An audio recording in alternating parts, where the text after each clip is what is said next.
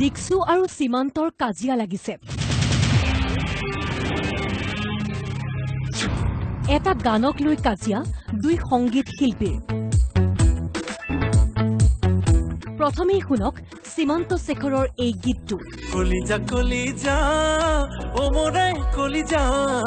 কিয়নো কলি তই মোক বুকু ফাটি মৰি যা দেখাতে হ্যান্ডসাম নহলেও ও মোৰে কলিজা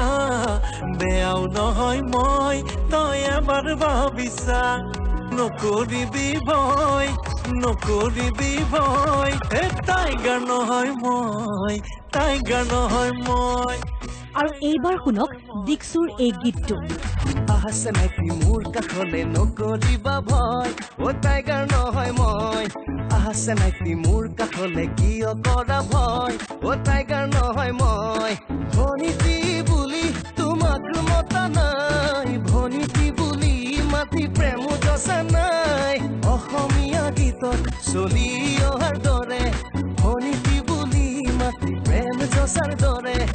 এনেকুৱা ভুল শপত মই কৰা নাই এটা গীতক লৈ সীমান্ত শেখৰৰ অভিযোগ দিক্সুৰ বিৰুদ্ধে দিক্সুৱে চুৰি কৰিছে সীমান্তৰ গান সীমান্ত শেখৰৰ টাইগাৰ নহয় মই গীতটো চুৰি কৰি নতুন গীত বনাইছে দিক্সুৱে তাকে মই নিজে আচৰিত হৈছোঁ যিজন ছিংগাৰে কামটো কৰিছে তেখেত মোৰ খুব ভাল বন্ধু আৰু আচৰিত হৈছোঁ মই তেখেতৰ এটা ফেচবুক লাইভ দেখিলোঁ যোৱাকালি আচলতে মই সেই গানটো চাই পেলাই তেখেতে কৈ আছে যে এই গানটো অলপ বেলেগকৈ কৰিব চেষ্টা কৰিছোঁ কিবা কৰিব চেষ্টা কৰিছোঁ খুব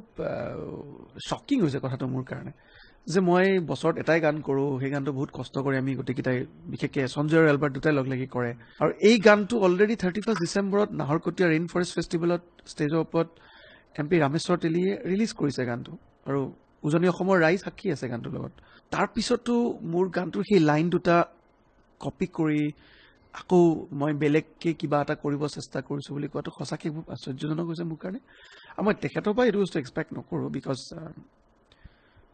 তেখেত এজন ভাল ছিংগাৰ বুলি ভাবোঁ ইফালে সীমান্ত শেখৰৰ অভিযোগ পোনচাতেই নাকচ কৰিছে কণ্ঠশিল্পী দিক্সুৱে সীমান্ত শেখৰৰ টাইগাৰ নহয় মই গীতটো শুনাই নাই হেনো দিক্সুৱে এটা গীতক লৈ বিতৰ্কত নাম সাঙুৰ খোৱাত দুখ প্ৰকাশ কৰি দিক্সুৱে ক'লে বিতৰ্ক কৰি জনপ্ৰিয় হোৱাৰ মন নাই দিক্সুৰ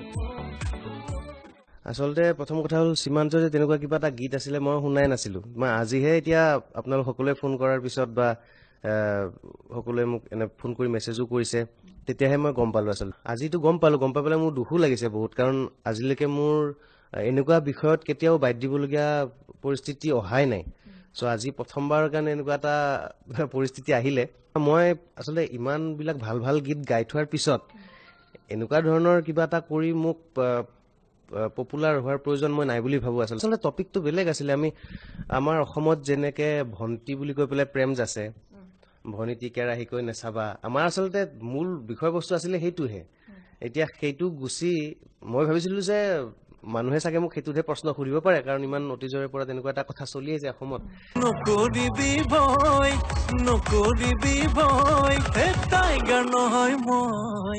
এতিয়া কোন সঁচা কোন মিছা সেই গানটো চাই পেলাই তেখেতে কৈ আছে যে এই গানটো অলপ বেলেগকৈ কৰিব চেষ্টা কৰিছোঁ শ্বকিং হৈছে কথাটো মোৰ কাৰণে প্ৰথম কথা হ'ল সীমান্ত যে তেনেকুৱা কিবা এটা গীত আছিলে মই শুনাই নাছিলোঁ আহাছে নাকি মোৰ কাষলে নকৰিবা ভয় ও টাইগাৰ নহয় মই মুঠতে টাইগাৰ নহয় মই এই গীতটোক লৈ দুই সংগীত শিল্পীৰ মাজত কাজিয়া চলিছে